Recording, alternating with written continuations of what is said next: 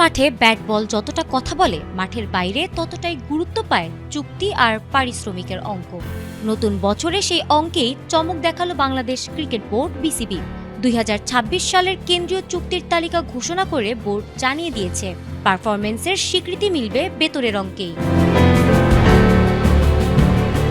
1 জানুয়ারি থেকে কার্যকর হওয়া এই চুক্তিতে রয়েছেন 28 জন ক্রিকেটার। এই চুক্তিতে এই গ্রেডে জায়গা পেয়েছেন 4 ক্রিকেটার।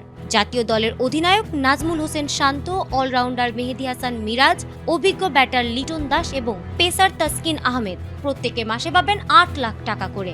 সাম্প্রতিক সময়ে জাতীয় দলের ধারাবাহিক পারফরমেন্স এবং নেতৃত্বের ভূমিকাকে বিবেচনায় নিয়েই এই গ্রেড নির্ধারণ করা হয়েছে বলে বোর্ড সূত্রে জানা গেছে।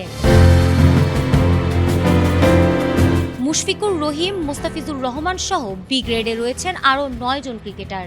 বি গ্রেডে থাকা ক্রিকেটাররা মাসে পাবেন 6 লাখ টাকা। সি গ্রেডের পারিশ্রমিক ধরা হয়েছে 4 লাখ টাকা এবং ডি গ্রেডে থাকা খেলোয়াড়রা পাবেন মাসে 2 লাখ টাকা।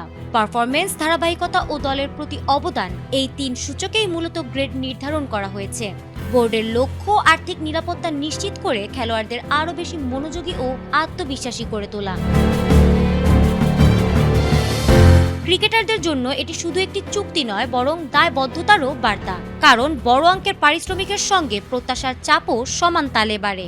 সামনে ঘরোয়া ও আন্তর্জাতিক ব্যস্ত সূচি, সেখানে নিজেদের প্রমাণ করাই হবে চুক্তিভুক্তদের প্রধান চ্যালেঞ্জ। বিসিবির এই কেন্দ্রীয় চুক্তি জাতীয় দলে স্থিতিশীলতা ও প্রতিযোগিতা দুটোই বাড়াবে বলেই মনে করছেন সংশ্লিষ্টরা। এখন দেখার পালা, মাঠের লড়াইয়ে এই বিনিয়োগের প্রতিফলন কতটা জোরালোভাবে তুলে ধরতে পারেন শান্ত মিরাজরা। ফারহানা হক, এটিএন বাংলা।